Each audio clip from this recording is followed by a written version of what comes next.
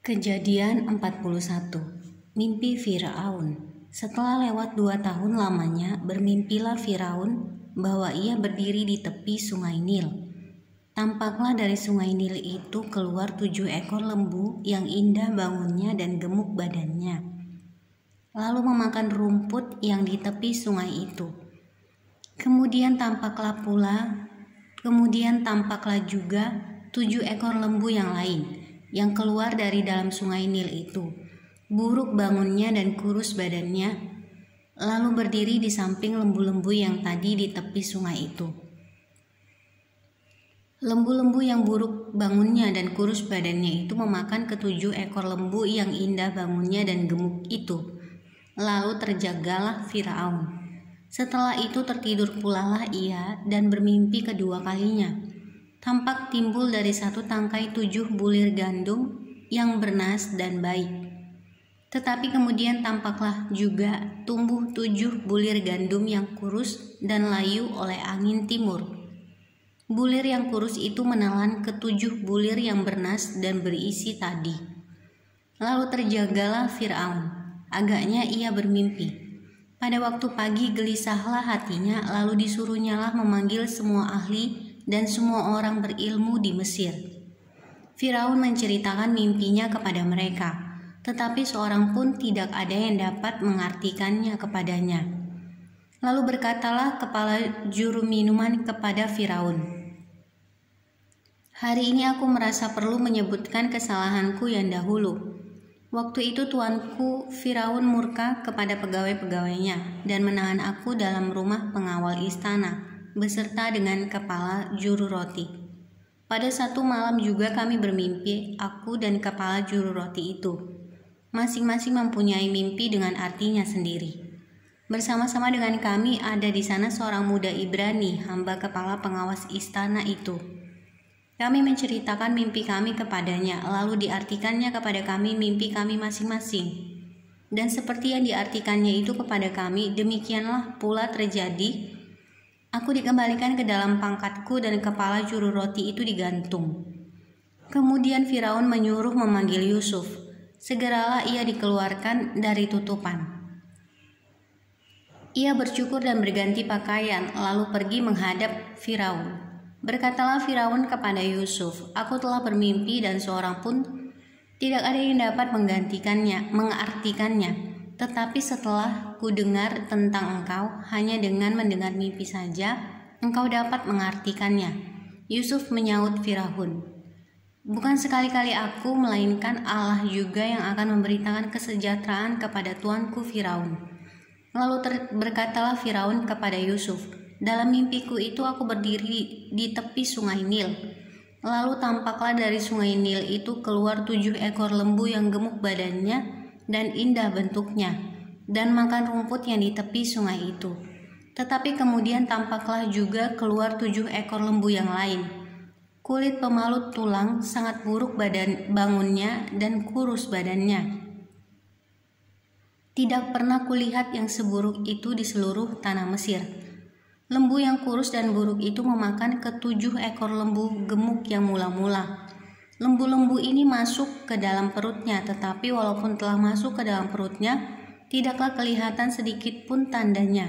Bangunnya tetap sama buruknya seperti semula. Lalu terjagalah aku.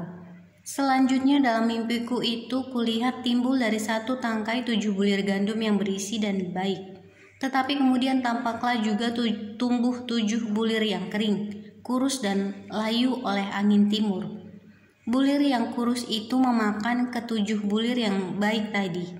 Telah kuceritakan hal ini kepada semua ahli, tetapi seorang pun tidak ada yang dapat menerangkannya kepadaku." Lalu kata Yusuf kepada Firaun, "Kedua mimpi tuanku Firaun itu sama. Allah telah memberitahukan kepada tuanku Firaun apa yang hendak dilakukannya. Ke-7 ekor lembu yang baik itu ialah 7 tahun dan ke-7 bulir gandum yang baik itu ialah 7 tahun juga. Kedua mimpi itu sama. Ke-7 ekor lembu yang kurus dan buruk yang keluar kemudian, maksudnya 7 tahun. Demikian pula ke-7 bulir gandum yang hampa dan layu oleh angin timur itu. Maksudnya akan ada 7 tahun kelaparan. Inilah maksud perkataanku. Ketika aku berkata kepada tuanku Firaun, Allah telah memperlihatkan kepada tuanku Firaun apa yang hendak dilakukannya. Ketahuilah tuanku, akan datang 7 tahun kelimpahan di seluruh tanah Mesir. Kemudian akan timbul 7 tahun kelaparan. Maka akan dilupakan segala kelimpahan itu di tanah Mesir, karena kelaparan itu mengurus keringkan negeri ini. Sesudah itu akan tidak kelihatan lagi bekas-bekas kelimpahan di negeri ini karena kelaparan itu, sebab sangat hebatnya kelaparan itu. Sampai 2 kali mimpi itu diulangi bagi tuanku Firaun, berarti hal itu telah ditetapkan oleh Allah dan Allah akan segera melakukannya. Oleh sebab itu, baiklah tuanku Firaun mencari seorang yang berakal budi dan bijaksana dan mengangkatnya menjadi kuasa atas tanah Mesir. Baiklah juga tuanku Firaun berbuat begini, yakni menempatkan penilik-penilik atas negeri ini, dan dalam ke-7 tahun kelimpahan itu memungut 1/5 dari hasil tanah Mesir. Mereka harus mengumpulkan segala bahan makanan dalam tahun-tahun baik yang akan datang ini, dan di bawah kuasa tuanku Firaun menimbun gandum di kota-kota sebagai bahan makanan serta menyimpannya. Demikianlah segala bahan makanan itu menjadi persediaan untuk negeri ini dalam ke-7 tahun kelaparan yang akan terjadi di tanah Mesir, supaya negeri ini jangan binasa karena kelaparan itu. Yusuf di Mesir sebagai penguasa. Usul itu dipandang baik oleh Firaun dan oleh semua pegawainya. Lalu berkatalah Firaun kepada para pegawainya, "Mungkinkah kita mendapat seorang seperti ini, seorang yang penuh dengan roh Allah?" Kata Firaun kepada Yusuf, "Oleh karena Allah telah memberitahukan semuanya ini kepadamu, tidaklah ada orang yang demikian berakal budi dan bijaksana seperti engkau. Engkaulah menjadi kuasa atas istanaku, dan kepada perintahmu seluruh rakyatku akan taat. Hanya tahta inilah kelebihanku daripadamu." Selanjutnya Firaun berkata kepada Yusuf, "Dengan ini aku melantik engkau menjadi kuasa atas seluruh tanah Mesir." Sesudah itu Firaun menanggalkan cincin meterainya dari jarinya dan mengenakannya pada jari Yusuf. Dipakaikannya kepada Yusuf pakaian pada kain halus dan digantungkannya kalung emas pada lehernya. Lalu Firaun menyuruh menaikkan Yusuf dalam keretanya yang kedua, dan berserulah orang di hadapan Yusuf, "Hormat." Demikianlah Yusuf dilantik oleh Firaun menjadi kuasa atas seluruh tanah Mesir. Berkatalah Firaun kepada Yusuf, "Akulah Firaun, tetapi dengan tidak setahumu seorang pun tidak boleh bergerak di seluruh tanah Mesir." Lalu Firaun menamai Yusuf Jafnat Paaneah, serta memberikan Asnat anak Potifera imam Dion kepadanya menjadi istrinya. Demikianlah Yusuf muncul sebagai kuasa atas seluruh tanah Mesir. Yusuf berumur 30 tahun ketika ia menghadap Firaun, raja Mesir itu. Maka pergilah Yusuf dari depan Firaun, lalu dikelilinginya seluruh tanah Mesir. Tanah itu mengeluarkan hasil bertumpuk-tumpuk dalam ke-7 tahun kelimpahan itu. Maka Yusuf mengumpulkan segala bahan makanan ke-7 tahun kelimpahan yang ada di tanah Mesir, lalu disimpannya di kota-kota. Hasil daerah sekitar tiap-tiap kota disimpan di dalam kota itu.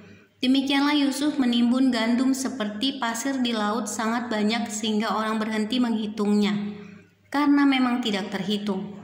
Sebelum datang tahun kelaparan itu, lahirlah bagi Yusuf 2 orang anak laki-laki yang dilahirkan oleh Asnat anak Potifera imam Dion. Yusuf memberi nama Manasye kepada anak sulungnya itu, sebab katanya, "Allah telah membuat aku lupa sama sekali kepada kesukaranku dan kepada rumah bapakku." Dan kepada anaknya yang kedua diberinya nama Efraim, sebab katanya, "Allah membuat aku mendapat anak dalam negeri kesengsaraanku." Setelah lewat ke-7 tahun kelimpahan yang ada di tanah Mesir itu, mulailah datang 7 tahun kelaparan, seperti yang telah dikatakan Yusuf, dalam segala negeri ada kelaparan. Tetapi di seluruh negeri Mesir ada roti. Ketika seluruh negeri Mesir menderita kelaparan dan rakyat berteriak meminta roti kepada Firaun, berkatalah Firaun kepada semua orang Mesir, "Pergilah kepada Yusuf, perbuatlah apa yang akan dikatakannya kepadamu. Kelaparan itu merajalela di seluruh bumi. Maka Yusuf membuka segala lumbung dan menjual gandum kepada orang Mesir, sebab makin hebat kelaparan itu di tanah Mesir. Juga dari seluruh bumi datanglah orang ke Mesir untuk membeli gandum dari Yusuf, sebab hebat kelaparan itu di seluruh bumi.